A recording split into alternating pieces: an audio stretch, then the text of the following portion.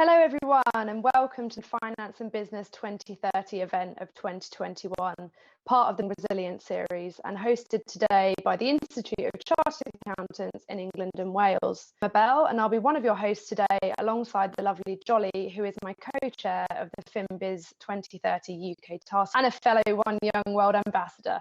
I'm also the founder of Build School and an advisor at Climate Ventures. Thank you, great to be back with you on this series after we had our first webinar gig together, so it's amazing to see how far we've covered. On top of being a FinBiz co-chair with Emma, I'm CEO of Totemfy, CFO of Happy Space, and then when I'm not on sabbatical, a corporate tax associate at Grant Thornton. So it's amazing to see how many of you have joined us today. We've got over 1,000 attendees from across 105 countries, which is absolutely phenomenal. It will lead to a really interesting conversation. For those of you who don't know, Finance and Business 2030 or FinBiz 2030 is an initiative led by One Young World and Chartered Accountants worldwide. Our mission is to unite and mobilize leaders across these two sectors to tackle the UN's development goals. And they do this through the FinBiz 2030 task forces, which are operational around the world. So there are now FinBiz task forces up and running in the UK, Africa, Ireland, and soon in the USA and Nigeria, with over 70 talented driving forward impactful initiatives. The FinBiz 2030 team created this building series out of a need to address the collective and shared challenges that we all experience in all corners of the world. And today we're going to focus on global leadership and local action needed to tackle this climate change issue. Yeah, exactly. So the world climate conversation up towards the critical COP26 climate meeting taking place November 2020 in the UK. So whilst the pandemic has paused many key climate initiatives, it has not dampened the ambition or lessened the severity of the climate the world faces. The challenges presented by the climate crisis are often acutely, but the leadership required is clearly global that is needed to tackle them. Today, we wish to understand how young leaders in business and finance can really help connect these two. So we're going to be hearing from 6 amazing speakers who will each bring their expertise and give you a holistic overview of the issue and hopefully share some actionable insights. Scroll down now to see the full list and read all of their bios in detail. But for this first hour, we're going to hear from our guests. Then we're going to head to an extended session for 25 with Q&A, which is going to be our little after party. And for those wanting to hear more from our rec and dive deeper into the issues, you can have questions answered then. But first, we want to ask you 3 questions so we can understand more about who's on the call today. So let's start off with our first poll. Question 1, how confident are you that the world can deliver a climate safe future? So the options should be popping up on your screen now. So option 1, I'm filled with optimism at the current rate of change and hopeful for the future. Option 2, it's going to be a bit of a bumpy ride and could go either way. Or option 3, there's not enough action to get us there and it's a little bit too little too late. Yeah, exactly. Thanks, Emma. And so we're really starting off quickly. So our second question is, how much of a role do you think finance and community will play in driving the necessary action on climate? Option 1 is they're going to be critical partners for success. Option 2 is they play a role and others must take the lead. Or option 3, finance and business respond to the world around them and they do not lead it. Yeah, really want to see the answers for that one. Our final question, do you feel that there's more that you could do to drive action organisation? So option 1, my organisation is paving the way and I feel part of this. Option 2, I'm doing a bit, but I could probably do a bit more. Or option 3, I've not even started yet doing anything currently. Be honest. Yeah, awesome stuff. Thanks, Em. So while we're waiting for you guys to complete the polls and give you a chance to sort of have a think about those and submit your answers, we're just going to run through a couple of housekeeping things. I'm sure you're all professionals after the Zoom calls, but for those of you having issues with bandwidth, you can lower the resolution on your stream. See us better. This is done by the settings wheel at the bottom right of your video screen. Make sure you continue to use the chat function to drop in any comments or questions for specific speakers that you might have, because we'd absolutely love to hear from you, and I'm sure they would too. So we'll circle back to those later in the Q&A. We also ask that you turn off your phone to silent and close all the other tabs on your browser so you can really focus and get the most from the session today. We encourage you to share your favorite quote from this evening's session on social media by using the hashtag FinBiz2030 and tagging us in your posts so we can continue that conversation. The social handles should hopefully be showing up for you now, but they're sort of One Young World, Chartered Accountants Worldwide, and ICAEW. Okay, so now back to our polling questions. Hopefully we've got some thoughts coming in so we can gauge the temperature amongst you all today. Interesting. What are your feelings for them, Emma? We were just waiting it back, but what are your thoughts?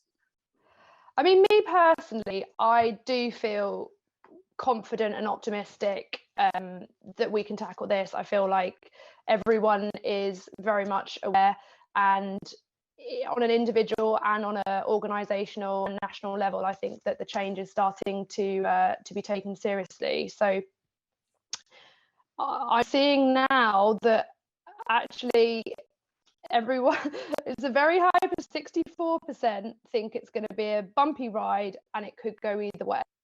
So that's sort of middle of the road. 20% think there's not enough action to get us there. It's a little bit too little, too late.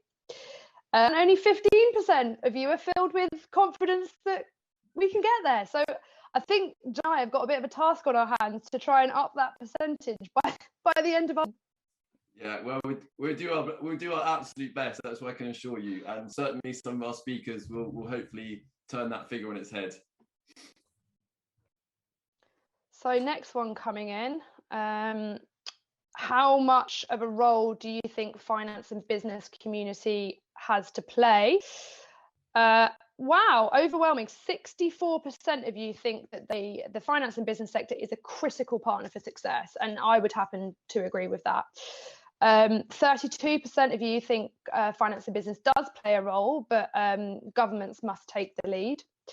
And only 3% of you think that finance and business respond to the world but do not lead it. So actually, that's very interesting as well. And for the final poll, do you feel there's more that you can do to have an impact in your organisation? Actually, really interesting. So most of you today, 62%, think you're doing a bit, but there's more that you can do. 24% of you think that your organisation is paving and you feel very happy to be a part of that. And only 15% of you think that you haven't started yet or you're not doing anything currently. So I guess the challenge for us is to give you enough practical insights and tips so that you can get this up in your own organisation. Yeah, for sure. So stick with us for the next. There's going to be lots of amazing content. Get your seatbelt on. Emma, let's kick it off. So it wouldn't be a FinBiz webinar without a welcome from two of our biggest champions, Caitlin and Michael Izzer. Michael, as the CEO of the Institute in Chartered Accountants England and Wales, and of course the chairman of Chartered Accountants Worldwide, we'd love to hear your perspective on. Emma, Jolly, thank you very much. I wanted to start with a few thank yous, because like today's don't just happen out of the ether. There's an awful lot of people doing hard work behind the scenes. So first of all, I would just like to recognise the work that you, Emma and Jolly, have done. First of all, in hosting today's webinar, but in everything that you have done to date in terms of co-chairing the UK FinBiz 2030 Task Force. You've been great young leaders, and can I just say, we're expecting a lot more from you. You're going to hear from 3 speakers shortly. It is the speakers in this series who do make the difference, both for sharing their inspirational stories and giving us some practical experience that Emma just referenced in terms of tackling climate change. And, you know, no one has a monopoly on good ideas in this area. We can all learn from each other and we can all share. So I'm really looking forward to what our young leaders have to say. I have to thank Kate Robertson. Kate is going to say a few words in a minute, but Kate is an inspirational leader, and One Young World and Chartered Accountants Worldwide, in partnership, have built the entire FinBiz 2030 Building Resilience series. And I think we have collectively shown great commitment to mobilising the finance and business community to help tackle the UN SDGs. So as you heard from Jolly in his introductory remarks, today's event is actually the second anniversary of the launch of FinBiz 2030, which took place in London in 2019. And since then, this community, I think, has grown like topsy internationally. The events that we've held around the world, and I was on one in New York just last month, have highlighted the serious challenges that we are facing as a world. But they've also emphasised the personal challenges that we all face. And they've brought out the role that each of us has to play in tackling them. So despite the enormity of the challenge and the scepticism that some of you displayed in that opening poll, there are endless opportunities right now for finance and business to bring in the Sustainable Development Goals as part of recovery plans from the pandemic and to build resilient and sustainable economies that will serve us well decades ahead. I mean, make no mistake about it. Those of you in the finance and business sectors are going to have to do nothing short of re-engineering and transforming your business models. Throughout the series, we've heard that as leaders, determination, purpose, and resilience are absolutely key to address these challenges. Now, all of you on this webinar today as young leaders have got a role to play in influencing and affecting change. The first steps, though, towards change don't necessarily have to be big, but they can start a journey which ultimately ends up being significant and transformative for your organisation, for those that you work with, and for those that you advise. And as finance professionals, you can use your skills to help transform businesses, help your communities, and shape the future. I think another key learning point that's come out of the series so far is we've all learned the importance of international collaboration. And global platforms such as FinBiz 2030, along with books like One Young World and Chartered Accountants Worldwide, are absolutely vital to facilitate collaboration and to help drive action. So let me say in conclusion, I hope that you enjoy our event today, that we're going to all find it inspirational, and most importantly, when you've heard from them, that you go away and you're encouraged to take action and involve with your FinBiz global community. This is just the start. There are going to be many more of these in future, and you can make a difference to your organisation, your community, and yourselves. Thank you. Let me hand over to Kate. Michael, thank you. And let it be said, it is you and the Ruth Hidalgo at Institute of Chartered Accountants Worldwide in Wales. You guys have done the heavy lifting for this. And thank you too to Emma and John, all of the One Young World ambassadors who are speaking today and who are on the call. I'd love to spend ages thanking all of you and really elaborating this, but I will thank him seriously and move on to say the following. Nothing can build resilience in person, and particularly someone working in one of the professions, someone who's fortunate job. Nothing builds resilience like having clarity of purpose. Nothing. You know what it is that you're trying to do, even when things are rough. Keep going, you will be resilient. It's when we're wandering around purposeless that the other things creep in. And here is the thing. This network of people, and Michael, this network of chartered accountants in the world is actually the structure that will guarantee that governments and businesses is what we need to achieve to meet at least the goals of Paris Climate Agreement. And the goals of what's been committed in the Paris Climate Agreement is not sufficient. Yeah, it gets the world to about 2.8 if we're lucky, 3 degrees. We need to be at 1.5. There's no argument about that.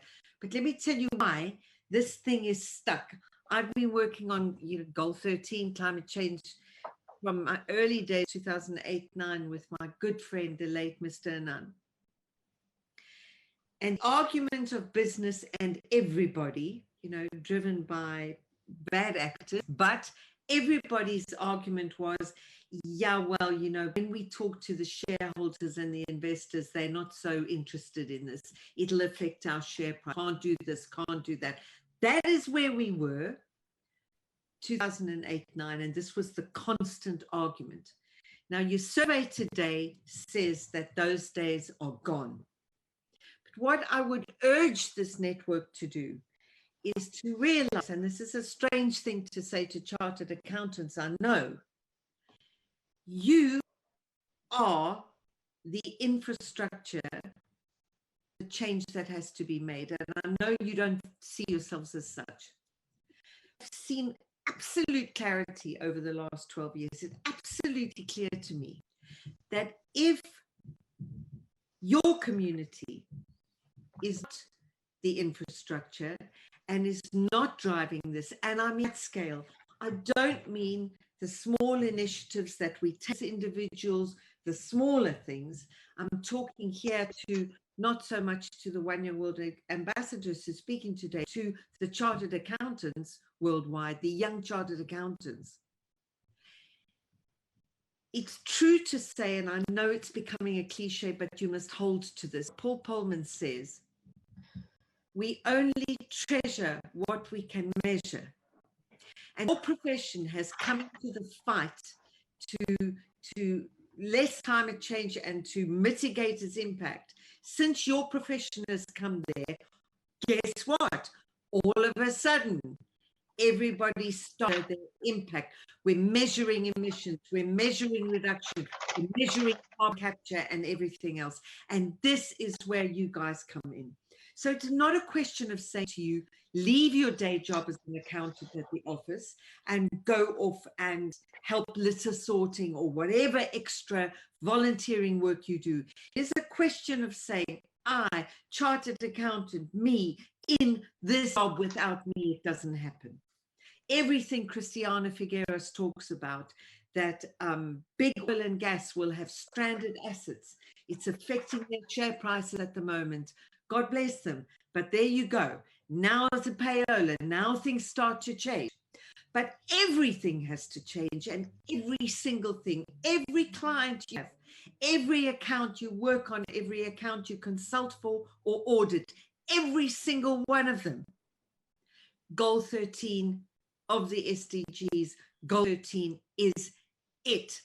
And this infrastructure of you chartered accountants, if this thing starts to work, the train that needs to roll to end this terrible scourge, it will roll.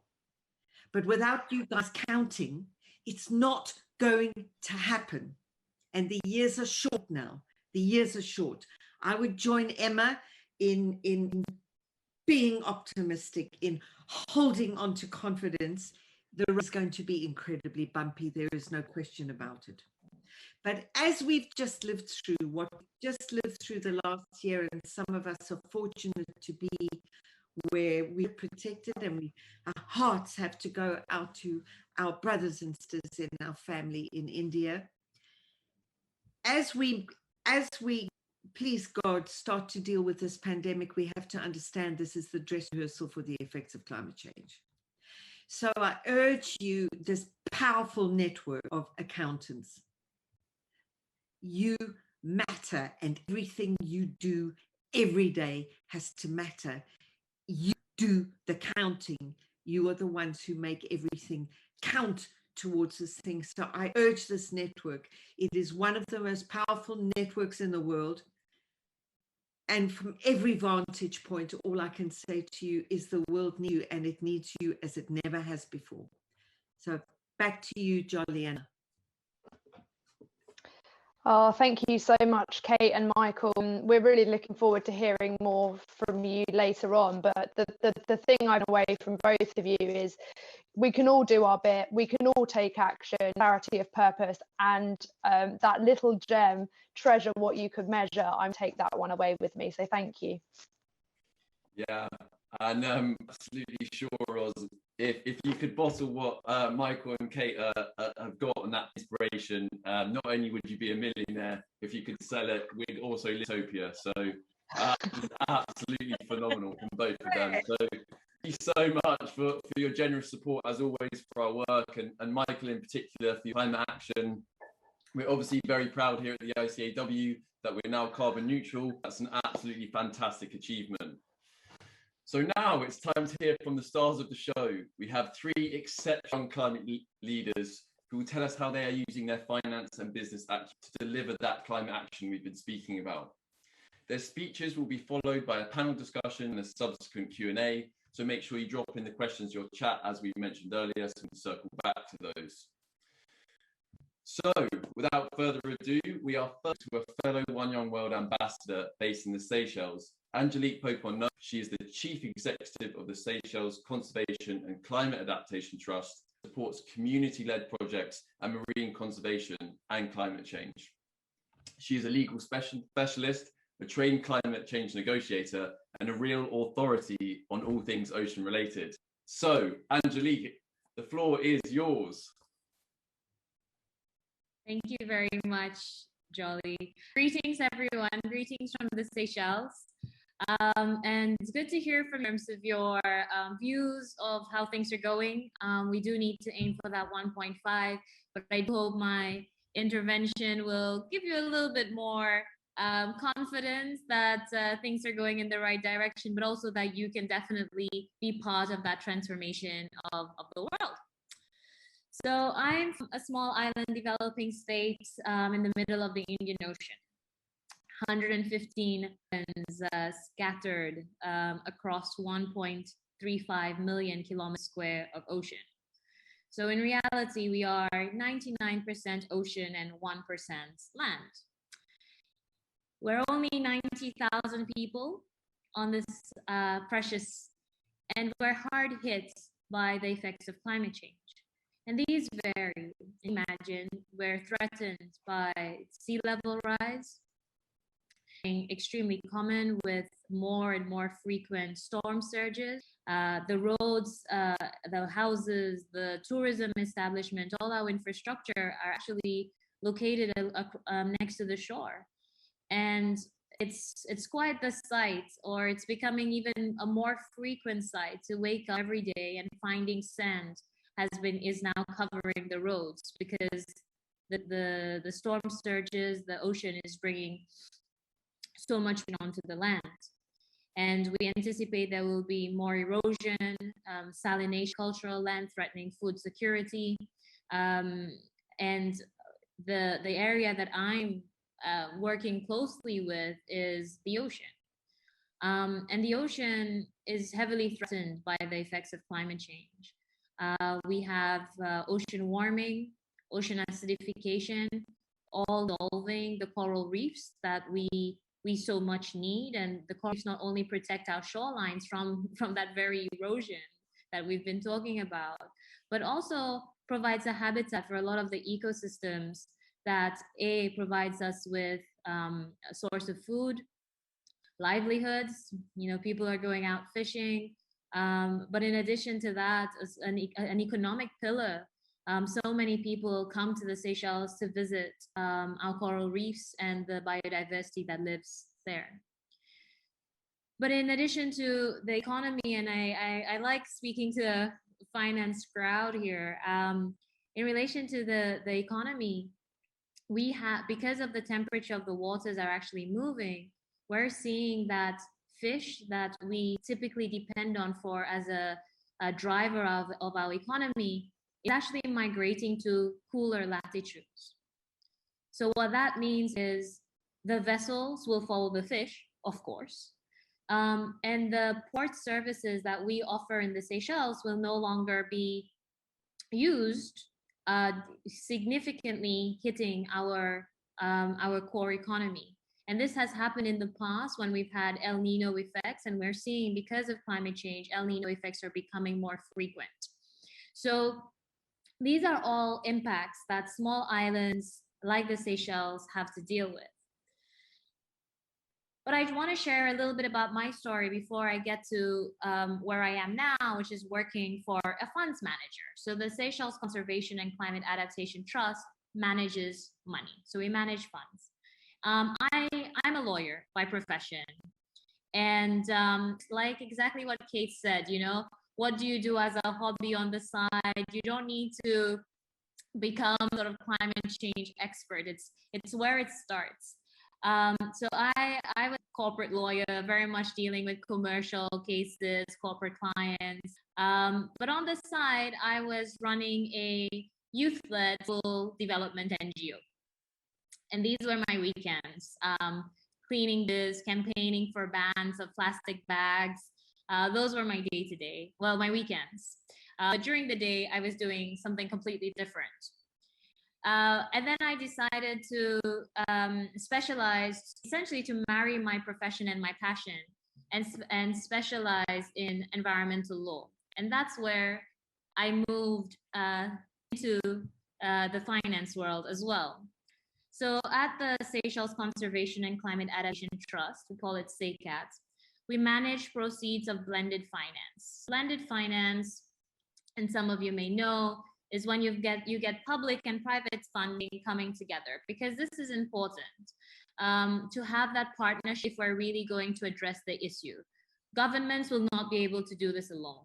Private sector will not be able to do this alone. We're going to need to bring that PPP, and I add an additional P, so public, private, and people partnership in order to achieve this. So these proceeds are being managed by us, and we channel them to projects that fund climate action, ocean conservation, and blue economy. And this varies from rehabilitation of mangroves, education and awareness about climate change, building resilient livelihoods by putting a value to the ecosystem services that a lot of nature is providing to us. At the moment, we're currently looking at the valuation of seagrass meadows. Seagrass absorbs carbon from the air, and that is a global ecosystem service that the seagrass meadows of Seychelles is providing to the world. So those are all ways in which we can channel the funds to actually be used to build resilience and to see these transformative climate action take place. So just to bring it together, there's a need to bridge science, policy, and finance. Most oftentimes we talk about ambition and we talk about it in terms of action, and that's really important, but it cannot come without finance. You really reach a difficult place if you don't have the finance there. And as financiers or as accountants or people supporting financiers, you can really be a trendsetter because you've got the power of finance. You can set the pace. You do not have to be a follower. You can set the pace.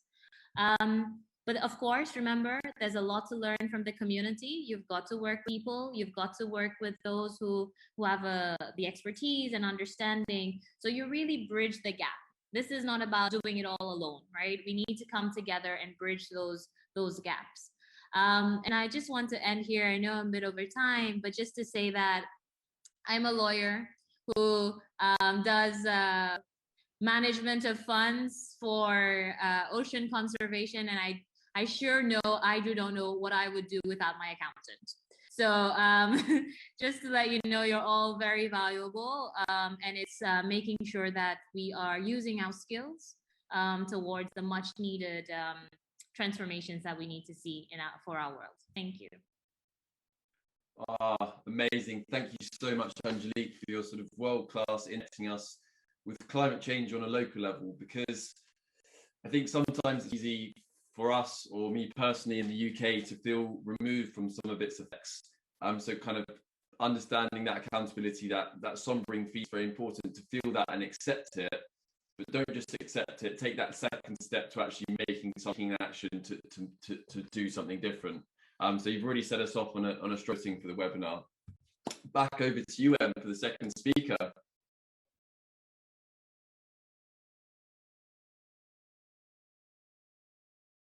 Emma, I think you could be on mute there. I think it's a 2021 special. Oh, it isn't a webcam. I'm being on mute. We took the pressure off the speakers. We took the pressure off the speakers there. So I'll try that again. Next up, I'm thrilled to be welcoming Abby Wadana, who at a very impressive young age is the Technical Director at the Climate Disclosures Standard Board. CDSB is a Big Five global sustainability standards setter that works to provide material information for investors and financial markets through the integration of climate change related information into mainstream financial reporting. Ravi has been an amazing source of insight for the FINBIS UK task force and certainly will be for all of you today. So over to you, Ravi. Thanks so much, Emma. Hello. So there's a lot of noise when it comes to accountants having accountants saving the world. And I guess, how can I support you in addressing some of those expectations? So like yourselves, I'm a chartered accountant. I've been a financial controller and part of corporate change management solutions focused on combining climate and wider environmental matters into departments. I'm now the technical director with the Climate Disclosure Standards Board, which is supporting the IFRS on its new strategic direction to develop sustainability standards. Pleased to know that accountants like you and I have all the skills to support climate action within the companies we operate in, doing what we do best, challenging and testing positions and assumptions, and ensuring comparable and consistent opinions within the books we prepare and the financial disclosures which we build, and painting a picture that creates global trust. Consistency and comparability in annual reports is more important than ever, with significant existing inconsistencies between the front half net zero commitments, the back half where financials are. Despite climate net zero commitments in the front half of annual reports, the financial opportunities posed by climate are really not reflected in the financial statements themselves. It is the responsibility of accountants like you and I to make sure that the back very much aligns to the front half. And because of those inconsistencies, corporate greenwashing is rife, and this impacts climate action. Our immediate job as accountants is to piece together the front half climate sustainability narrative into the back half of accounts where financials are. This isn't for investors to interpret the risk climate has on it. Our skill sets in this area will facilitate peer comparability in statements, ensuring companies are reporting on profitability, solvency alongside climate, and that the assumptions used in financial statements are consistent with sustainability, helping link investors to actual risk and performance of companies from climate and help with the allocation of sustainable financing. If we do this properly, then we will not have quoted companies doing assets well above what they can do in a sustainable world, and we'll achieve that if accounting numbers are correct and the front end reporting is done right. If we don't get this right, it poses a threat to environmental issues we're attempting to resolve, with corporate greenwashing continuing and hard decisions on climate and other environmental matters such as biodiversity being avoided. Your action in connecting the dots will provide wider transformation. The good thing is that an accountant does not need to be an expert in climate, and that's been reiterated by others. But you do need to ask the correct questions and understand how climate change could impact the numbers we manage in our books on a day-to-day business and as auditors audit. Therefore, my suggestion to you is take free courses such as those on the TCFD Knowledge Hub and put it into action, building upon IFRS Guide Accounting for Climate via financial reporting or applying the ICAEW's climate guidance to auditors. It's not revolutionary, it's pretty vanilla, and you can start today. If you work for a large company, get your sustainability department to work for you by asking questions and finding ways to collaborate, or get the support of a good consultant who will challenge you and your corporate and the company's thinking. And don't forget to bring others on the journey and make sure that you connect in with your FC, financial controllers, financial directors, CFOs and CEOs to advocate the implementation of climate-related disclosures as set out by TCFD and strongly encouraged by global investors. I'm hoping that I've inspired you to apply the thinking in finance and audit departments you operate in, challenge the sustainability commitments made by companies, but asking questions of preparers and connecting the dots where climate change can impact the recoverable amounts of assets held on the books. Work with auditors on such matters. Our unique skill set is needed more than ever. So from the humblest of bookkeepers to the lofty heights of a CFO or an auditor reviewing year-end financials, we all have a part to play in ensuring that the financial books hold a true and fair picture when it comes to the impact of climate on asset values, and appropriate provisions are booked into the accounts where possible. Thanks ever so much. Oh, thanks, Ravi. What a great overview. And I've written down 3 things for everyone to be able to do as a result of your great suggestions. So that's take courses. There's some great free ones that you can find online linked to the CAEW. Work and collaborate with your sustainability department as much as possible, and start applying the thinking, connect the dots, work with the auditors, and get these things moving forward. So I'm really looking forward to hearing more from you later in the panel and our Q&A. Yeah, thank you. And last but certainly not least, we're going to hear from Jessica, who is at the heart of the government's effort to ensure transparency and accountability in all of its spending. Very easy job overall. Jessica works at the National Audit Office as an auditor, where her focus is to support innovation and accountability within the public sector and the wider accountancy profession. So Jessica, over to you. Thanks, Jolly. Hi, everyone. So as he said, I'm here to talk about the role of the public sector, as well as hold the flag and represent all the valuable work that auditors can do in tackling change.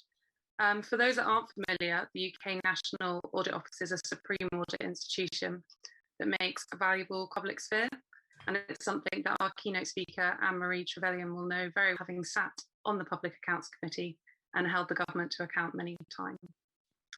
So as of 2020, we're now at 1 degrees of global warming, and I think all nations have now recognised the importance of limiting it to 1.5 degrees.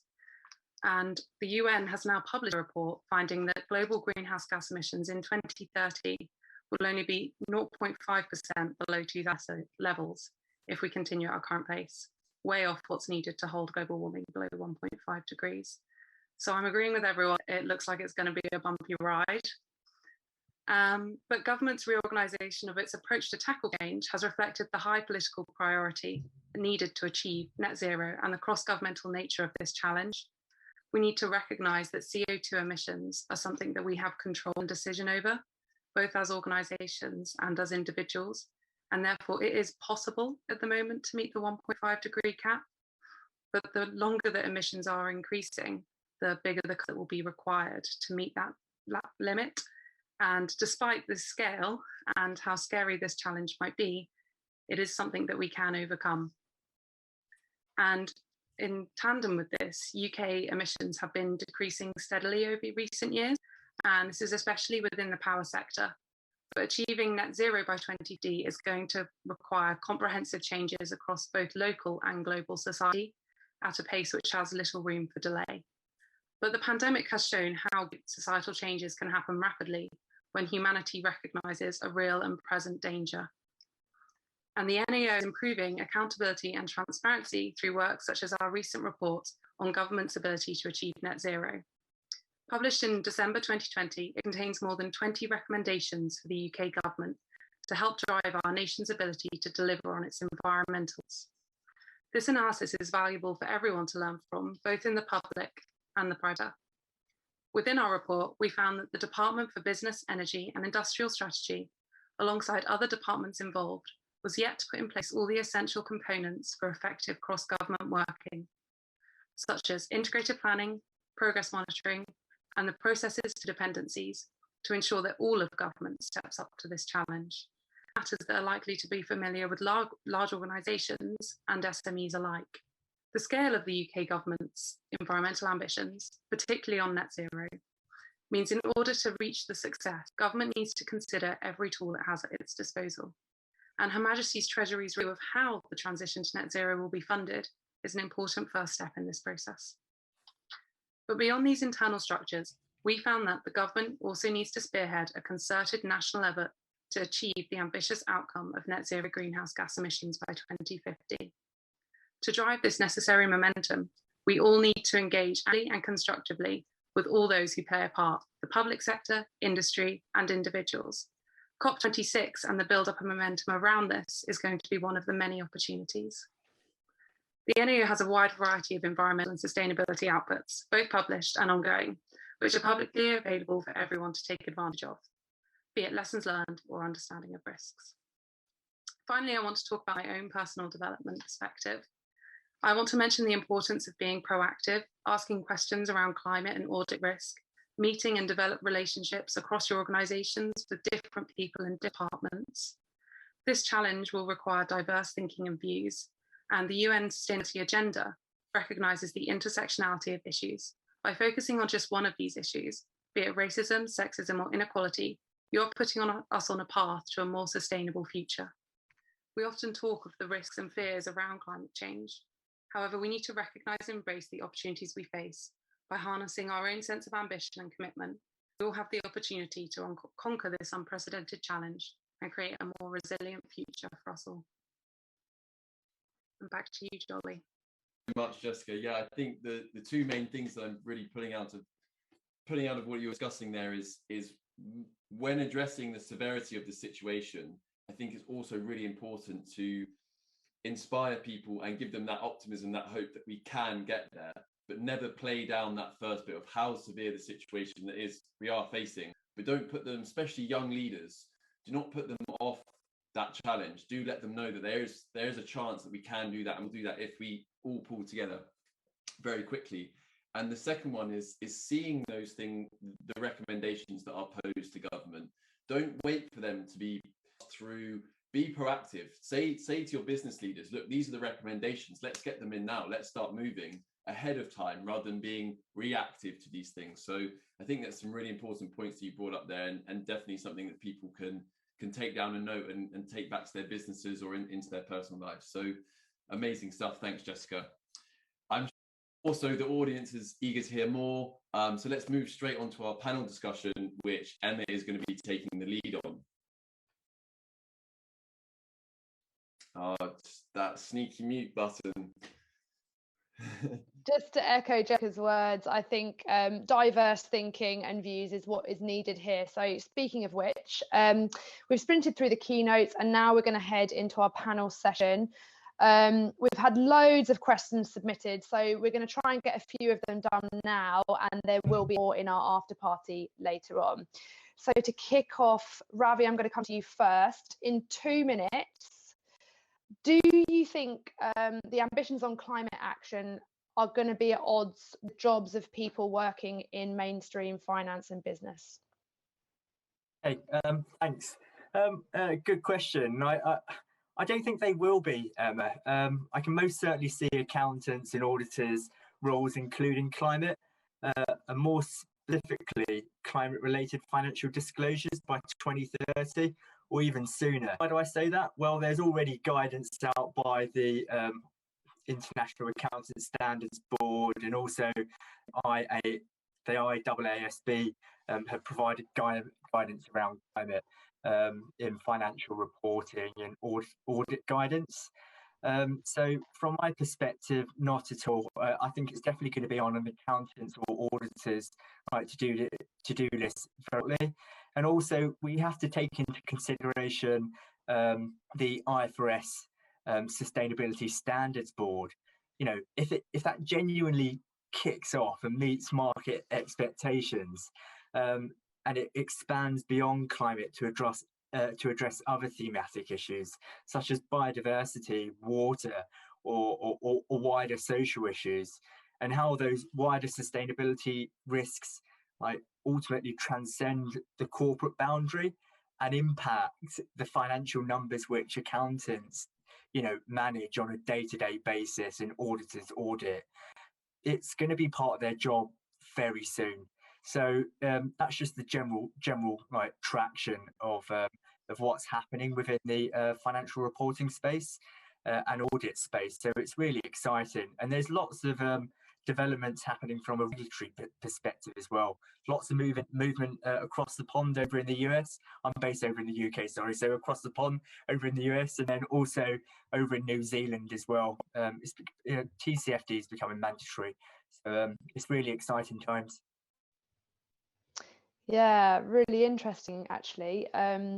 So okay, Jessica, I'm gonna ask you the same question. Do you think you know, climate action is going to be at odds with professionals working in mainstream finance and business, or do you think there is need to be achieved there? I think there's definitely harmony to be achieved, because there are so many opportunities in finance and business to really take advantage of this situation. And if anything, we're going to be alongside them to help them on this journey. And if obviously this will require everyone to fully embrace the scenario that we're in, but if we do and we take advantage of that and recognize the risks and challenges, there's real opportunity for positive progress in the right direction. And I think the values that accountants hold, such as professional behavior and integrity, is a valuable toolkit in climate change and offering skepticism as we work towards the future. Really interesting. I think you're so right. There is no option other than to fully embrace the situation. Okay, so Angelique, the next question, I'm going to come to you first. I think we have all identified that there are many challenges which probably feel at times. What makes you feel hopeful that we can achieve a climate safe future? That's a great question. What makes me feel hopeful? What makes me feel hopeful is that when I was much younger advocate, it was really interesting how discussions about renewable energy, for example, seem so far removed. It was never going to be cheaper. That was the discussion at the table when I was much younger. It was never going to be cheaper. And today we see that renewable energy is the cheaper option. Obviously can be made even more cheaper if we stop subsidizing fossil fuel industries. And that for me shows that when people have a challenge, have a cause, and we're actually committed. This is not just about, saying we'll do something. We're actually committed to deliver. We do deliver. And the need for innovation, the need for coming together and partnerships, I think that's really what gives me a lot of hope, because there was a time, and it's not been I'm not that old, so it's not been a long time since we saw this transition from renewable energies too expensive to everybody's going for renewables, and there's a more democratization even of access to energy. Thanks. Yeah, I absolutely love what you said there. So two things: innovation and partnerships are giving you hope. So Ravi, I'm going to come to you first. Can you give another couple of examples of what's giving you hope? Yeah, of course. What's given me hope? I guess it's a general market traction, right? So there's been a lot of traction behind the Task Force on Climate-related Financial Disclosures. This is really exciting for accountants. And then IFRS have recently weighed in with regards to the possible creation of a sustainability standards board. Once again, something which is really complementary to a chartered accountant, because ultimately we serve the purpose of providing consistent and comparable information. And there's now a market drive to actually have that climate information within the accounts. So that for me is a really exciting space to be in, and I'm really, really happy to, be an organisation which is really right at the cutting edge of all of this as well, and producing content which should hopefully support accountants as well on this journey. Yeah, brilliant, and it's definitely proving helpful. The content that is being produced and the market traction is undeniable. So, Jessica, finally coming to you, is there any other anything else giving you hope? I think it's just these conversations generally, and the fact that in terms of accounting, we can already apply existing IFRS to make sure that we're looking at climate risks. And I think that gives me hope that things can happen straight away, and people are recognizing that we don't have to wait for someone to take the first step or for a new standard to come ahead. So yeah, I think there's a lot of hope on the horizon. Brilliant. So that brings us to the end of our first panel discussion. As always, I wish I had more time. Thank you for your brilliant insights. And we're going to have a little bit more of an extended Q&A in the after party. I now have the great honour of introducing the Right Honourable Anne-Marie Trevelyan, who is the MP for Berwick-upon-Tweed, Minister of State for Business, Energy and Clean Growth, and the UK's international champion on adaptation and resilience for the COP26 presidency. In a twist of fate, we actually met at the Foreign Office in the previous months prior to COVID, and I am absolutely thrilled that she is participating today. Thank you for inviting me to address what I am sure will be a fascinating event today. I must apologise that due to pressing government business, I cannot join you for your session. As a proud chartered accountant myself, it is great to speak to the future of the profession in order to deliver these three key messages. The pace of commitment and action from all parts of the world and society is continuing to build ahead of COP26. On Earth Day last Thursday, President Biden announced that US emissions will fall by at least 50% by 2030. Business will play a key role in making COP26 a success. Last week, we saw 43 banks with assets of $28 trillion commit to the gold standard in climate action. As young professionals, you will shape this greener future through your work and the wider economy that you will be working in. And you are starting by leading this change today. Let me introduce myself more fully.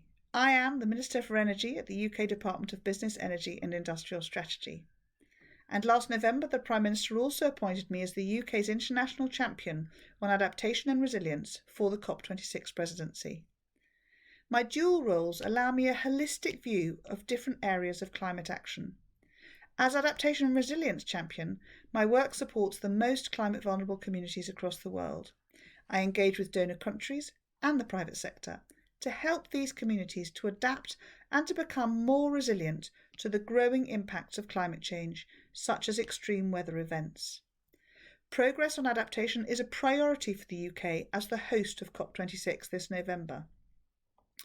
I've had the privilege of meeting civil society activists, advocates and leaders who are truly inspiring in the climate change that they are pioneering. I recently spoke to a distinguished group of international women leaders, including representatives from civil society and grassroots organisations, who emphasised the vital role of women, young people and Indigenous communities in driving action on the ground. We must highlight leadership at a local level and work together to empower communities to respond to and prepare for the impacts of climate change. In my other role as Energy Minister for the UK, I support business in the transition to net zero in line with the UK's legal binding 2050 goal to seize opportunities and to overcome barriers. This is a major priority as we draw ever closer to COP26. We are seeing many businesses and governments stepping up. Here in the UK, we've set 2030 as the end date for the sale of new petrol and diesel cars. But we need to see more. I believe our profession can play a key role in this. Chartered accountants must be the difference makers. Climate change poses risk to companies, to financial institutions, and individuals alike. Both physical and transition risks can have material impacts on the value of companies and their assets. Physical risks are those arising from the climatic impact of higher average temperatures, such as extreme weather events, while transition risks are those arising from the changes in the economy and society from our transition to a low-carbon future. If these risks are not properly managed, the Intergovernmental Panel on Climate Change estimates that there will be $69 trillion in global financial losses by the end of the century. So as trusted business advisors, we must help companies to understand and communicate the risks and indeed the opportunities that they face, demonstrating to investors and governments the resilience and innovation at the heart of business. Disclosure can help support investment decisions aligned with our transition to a low-carbon economy. But how do we get from disclosure to a decarbonised world? And what is the role of young professionals such as yourselves? Ahead of COP26, our key ask of business is to join the UN's Race to Zero campaign. What does this mean? It means asking businesses to set net zero targets by 2050 at the latest. It means committing to credible short-term action plans that are independently verified. It means taking action to uphold the promises made at the Paris Summit to keep our planet safe. Many businesses are meeting this challenge. More than a third of the FTSE 100 have joined the Race to Zero, and over 2,000 companies worldwide. The big four accountancy firms are also in. It's clear carbon is increasingly a risk and a cost. That's why companies need to disclose and to act. So I'm calling on you to take this message far and wide, within your firm and with clients. Industry leaders are on a pathway to resilient and green growth, an imperative as we emerge from the pandemic. As the generation that will take this forward, you can provide a unique and persuasive argument for acting today, not waiting until tomorrow. Good luck with that, and thank you for listening to me today. Efforts to climate change continue to grow. Businesses are crucial to this. We need everyone to join the Race to Zero. Make sure you're part of this change. Stepping forwards and calling for action is never easy, but I have faith in your drive and in your vision. And I know that you'll be hearing from some inspirational climate leaders who are shaping this debate, and I'm sure you will be adding your voices to their chorus. Good luck. 1 minute. Your business is a living thing, growing and evolving based on the decisions you make, the directions. Incredible stuff. Thank you so much, Anne-Marie, for taking the time to speak with us and our audience, and really build on the efforts to mobilise the young finance and business community to take real ownership of climate change and build more resilient communities for us all. So now we're going to pass back to our speakers to sort of get their view on what we've just seen.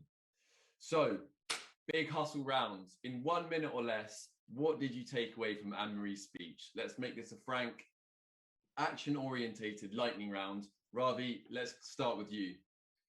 Yeah, of course. Take the 3 courses, refine your thinking, and then immediately answer questions to your line manager. Why aren't we accounting for climate using IFRS? Or if you're an auditor, why aren't we auditing climate-related financial numbers in our clients' books?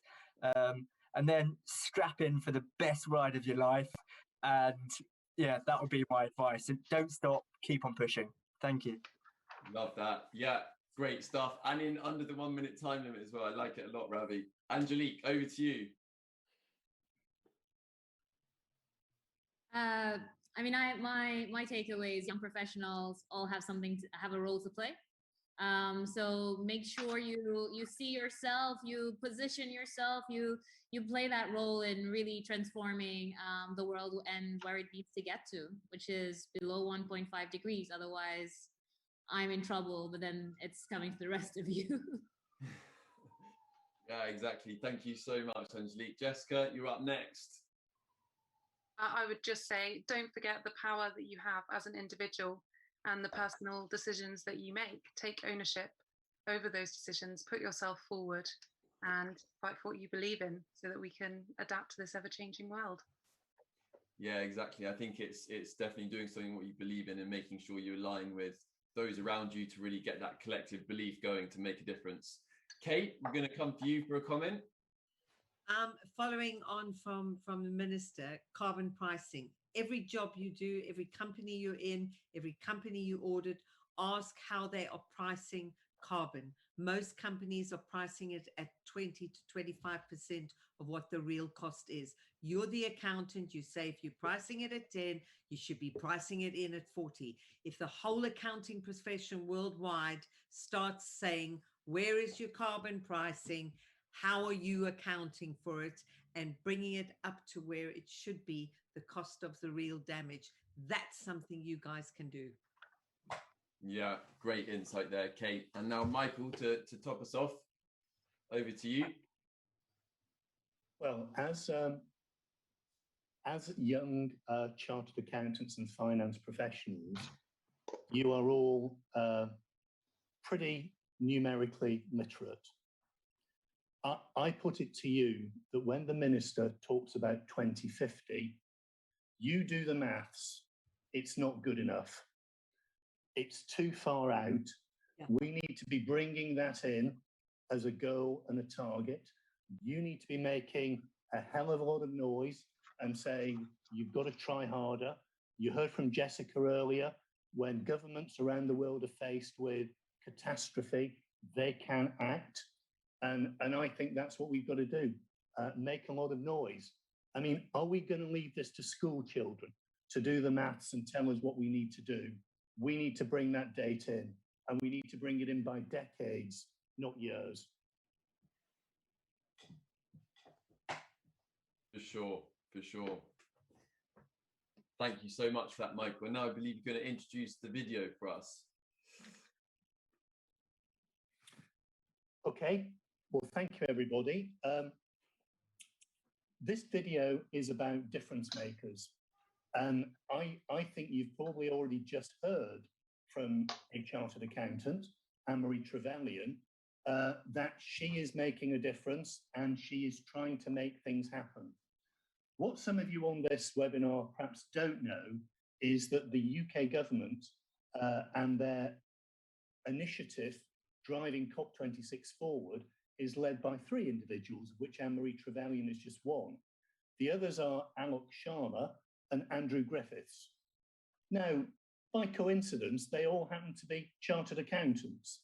If you want proof positive that chartered accountants can make a difference, look no further than the 3 politicians who are driving forward the UK effort towards COP26.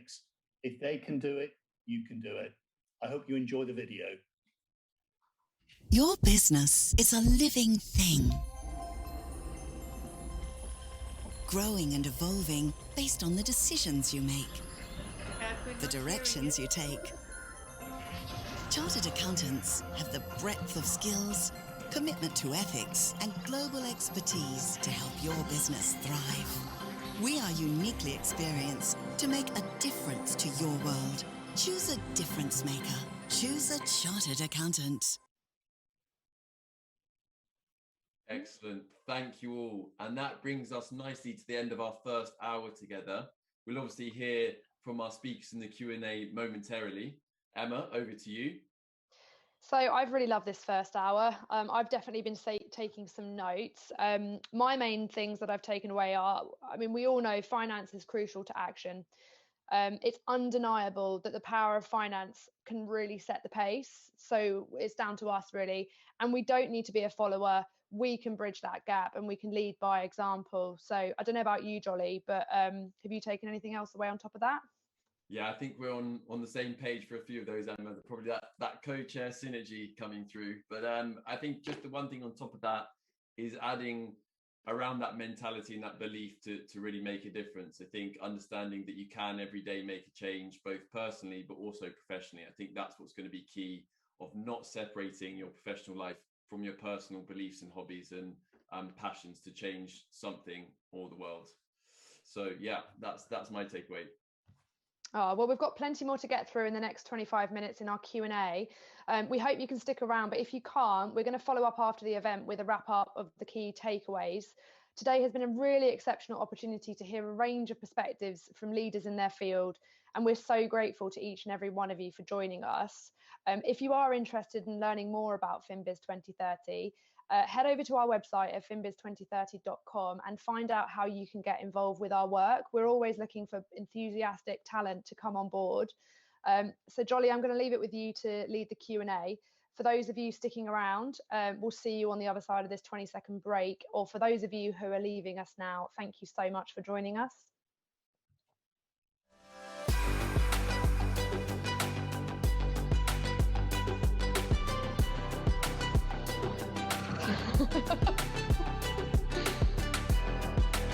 I was only on mute twice.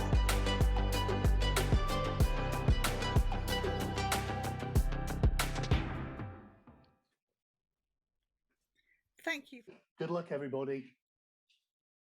Thanks. And now we are delighted, welcome back, of course, long time no see. We are delighted to have our three brilliant speakers joining us again answer your questions over the next 25 minutes.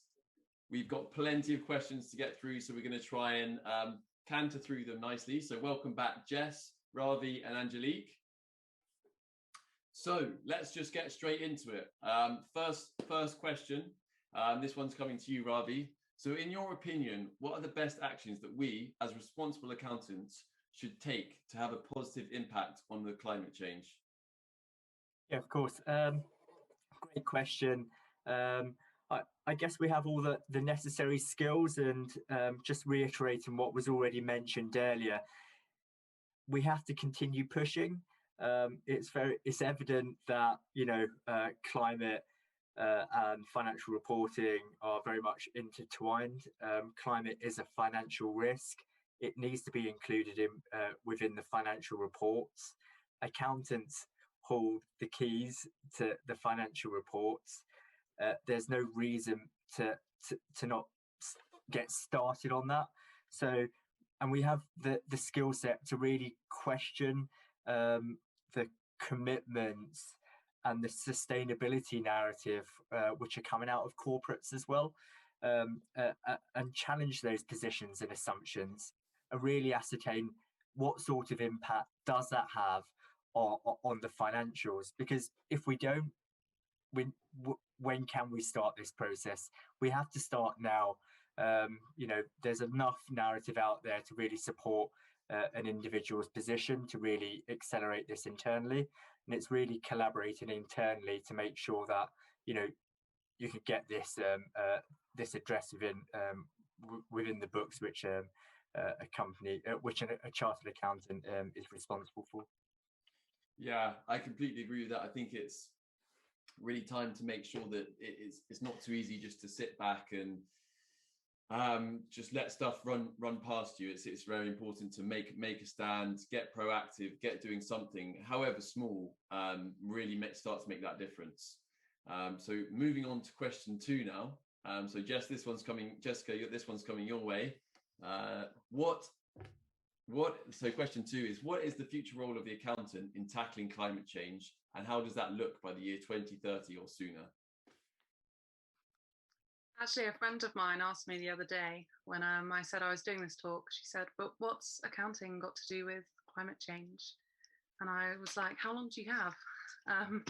So I think we're going to be of tantamount importance as we get closer to 2030.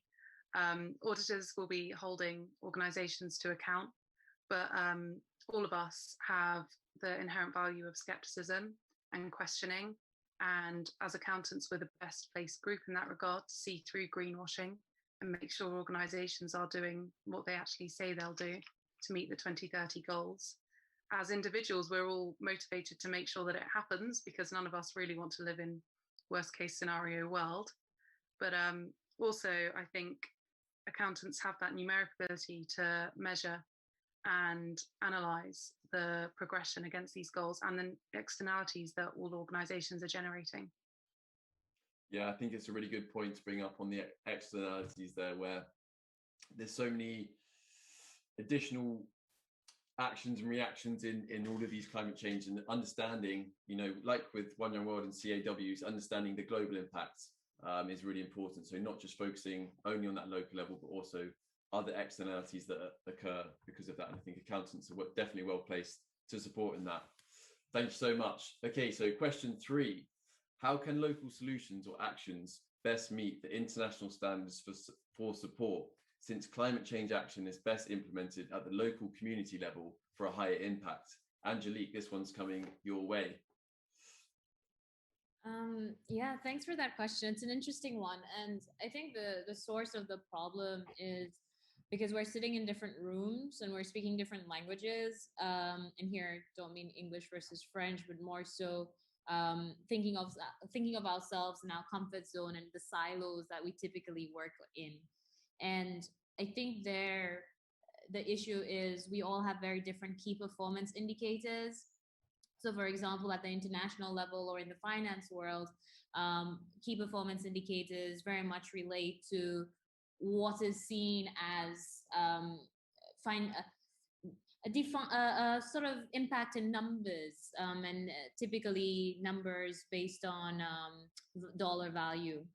And when you go to the community level, in terms of success, the impact is not necessarily based on dollar value, but rather the lives of people that you've changed, the new jobs that you've created, the livelihoods that you've supported, or now when somebody's getting more from the ecosystems, the natural services that are being provided by the environment. And I think that's where the disconnect is. And in order for us to be able to bridge that gap, I think it's very important that we acknowledge how to, first of all, educate both. The local community need to understand the key performance indicators of the finance world and the international world, and the international world and finance world needs to understand the key performance indicators or the expectations of the community and what actually is impactful. But at the same time, and it's a bit of a pitch for trust funds like CAT, but having national intermediaries rather than always going for these big international intermediaries really helps to make sure that the international community, the donors are always aware of what's actually happening on the ground. And we have the expertise to report both in terms of the international standards and their KPIs, as well as meeting the impact that local communities want to see on the ground. So I think there's a lot to be done there, but there's a gap and we need to bridge it. It starts with education, but it needs then to move to really implementing that bridge, if you like. Yeah, and I think that's where the accountancy profession is really going to have to step in with improving its reporting on those very qualitative things, people's quality of life. If those coral reefs, how someone would see that and enjoy that is very difficult to quantify at points, but certainly vital to achieving what I think all of us on this call definitely want to achieve, and hopefully our audience. So thank you so very, very much for that, Angelique. So we've got 3 more questions coming up. This one was one of the most popular and it's kind of open to the floor. So please, one of you 3 jump in, or I have to pick one of you. What actions would you recommend to someone just starting out / a student in their finance / business journey? Any takers? Any brave takers? Jessica, let's go for it. I'll jump in before it gets too painful. As someone who's just finishing their finance journey, I would say number 1 is you've got those 5 ethical considerations to have with you at all times. Think of them as your little pocket guide, but also give yourself a 6th one, which is sustainability, and think about all those interlinking issues in every aspect of your work. And I know it sounds really broad and difficult, but for thinking back to myself as an auditor, being given maybe some provisions work in my first year, thinking about the application of IAS 37 and how that applies in terms of climate risk, it very much needs to be something that you carry with you all the time. But also I would say start challenging your senior managers, your line managers, ask what's going on, where's the climate guidance, come into the gate storming a bit and make sure you've got that sort of impression and that they know what you're about, how you're going to define yourself within your organization, because then some really great opportunities can open up to you. Yeah, I definitely love to echo that, because I think, as the Nobel laureate Muhammad Yunus said, if imagination costs nothing, why don't you imagine the world? And I think definitely if you join a big organization, or if you join a small organization, really pushing forward, and people want to help you. If you're there, ambitious, you have that goal, you have that clarity of purpose that Kate was speaking about before, I think you can really make a lot happen, and people will be very, very happy to help you make that happen. So really keeping that drive, that passion, that ambition and clarity of thought, first and foremost, is definitely going to help people along the way. So next open question is, what are the key challenges you think that need to be overcome for the finance and business community to excel in climate action? Ravi bravely putting his hand up there into the lion's den. Yeah, so it goes back to what Angelique had mentioned. You know, it's trying to break down the silos. We're often entrenched in our thinking, right? And when it comes to climate, accountants can't solve this by themselves. I know that, because I've worked in industry, and you kind of do have to, like, and I worked in a sustainability department as well, and you kind of do have to challenge your own assumptions as an accountant, and also challenge the assumptions of the individual who you're trying to challenge as well. And I guess there's already quite a lot of content which is already out there. Jess had mentioned it a moment ago. You know, the foundations of accounting, there are, you know, IAS 37, as you mentioned, using that as a back pillar with regards to the conversations with the finance individuals, referencing IFRS with regards to their work around climate accounting. It's, you know, those are the real challenges. It's breaking down silos, and also time as well, because it takes time to actually bring people on a journey. So starting the process now and understanding what their reservations are and trying to address them. No one else can address them. You can.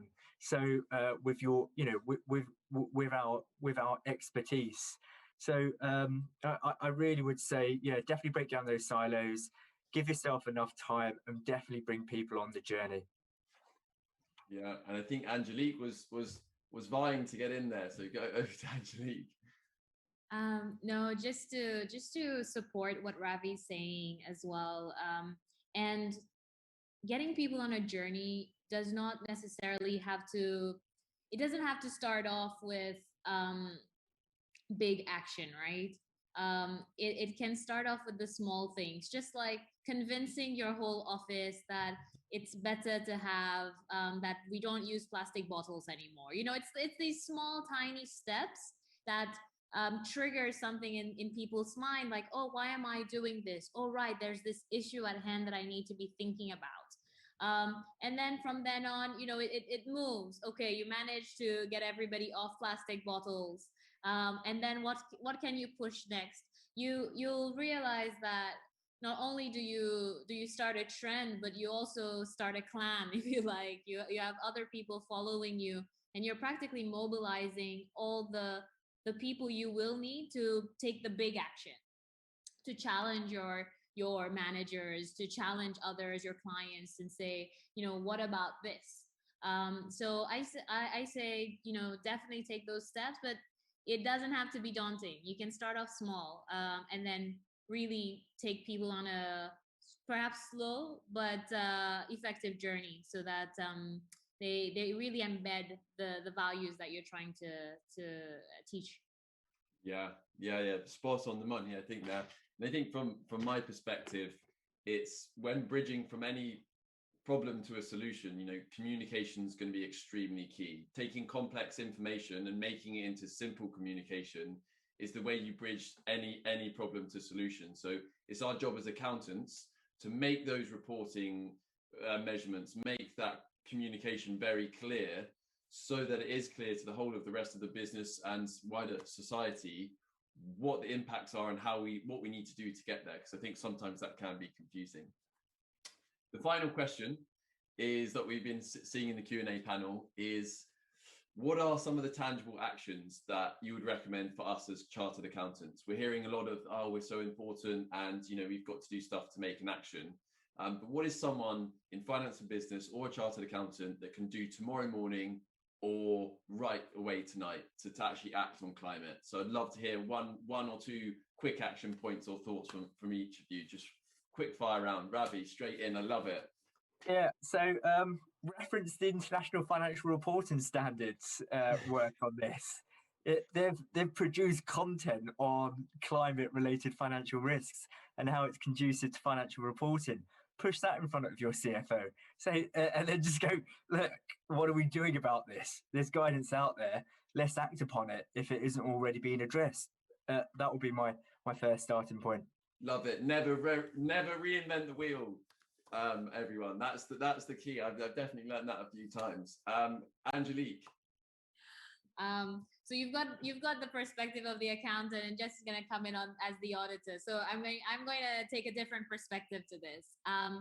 Don't forget your citizens, your consumers, your voters, and as such, you make sure you're using that power as well to make the right choices to support sustainability. Think about what you're consuming from. Think about what you're buying. What's the source? How does it get to you? Think about the things that have been designed over time. Why does it have that thing that lasts 30 seconds and then we just chuck it away? What's happening to that? Ask those questions as a citizen, a consumer, and a voter. So I'll now leave it to the more finance or accounting and auditing side of things, but that's from a small island state. That's what I would like. Yeah, exactly. Thank you so much. And I definitely think it's important to get those diversity of thoughts and views, as Emma was saying earlier in the show. So definitely important to get the whole range of what people should be thinking about. So thank you very much, Angelique. Jessica, last question, last answer. Here it is. Make it a big one. Well, it's going to be good. I'm going to say, have the conversation. If you're an auditor, have the conversation with your client. If you're in industry, have the conversation with your auditor. I know we're all in this like webinar together, but actually not everyone else is. Not everyone is as interested in on these views as all the attendees are. So you need to start having these conversations and telling people, you know, this is what we want to be thinking about. This is where the world is moving. These standards might come into place soon. So let's just get ahead. Let's do it. Let's get on it. Because as we know with many organizations, especially if you're auditing organizations, things can happen quite slowly and they happen in cycles. So we've got to get on it, and we've got to get on it now. Yeah, love that. And I think one thing that I'd love to add on top of it is just ensure tone is always correct in these messaging. So I think at the moment, there's sometimes, rightly so, there's a lot of anger, there's a lot of upset at what's happening in the world right now, but make sure you're using that collaborative tone of like, we can do something better and we can do it in a positive spin. So I think, you know, rather than shouting, you need that anger to actually make some movement, but let's have the positivity on top of it to really make a difference. So unfortunately, that's the end of the Q&A and the end of our show this evening. I was having a lot of fun there. Didn't want it to end, but alas, all good things. So thank you each and every one of you for joining and asking your questions. It was very much appreciated. And please give a huge round of virtual applause to our exceptional individual leaders who take the time to join us today. So it's really appreciated because I know they have very busy schedules. So little round of applause for Jessica, Angelique and Ravi, very much appreciated. Please continue to engage with us on social media and use the hashtag FinBiz2030 and keep tagging us in your posts. Let's start this conversation and keep it going. Over to you for some final comments. Yeah, so a million thanks from us and the teams at One Young World and Chartered Accountants Worldwide. The biggest thanks goes to our hosts, ICAEW, for all their time spent on making this event happen, and to our partners at Big Top Multimedia and A1 for making it run smoothly as ever. You can keep in touch by signing up to our newsletter and learn more at our website, finbiz2030.com. Please reach out to either Jolly or myself at any point. We would love to hear from you. So thank you once again, everyone, and take care. Woo! Let's go!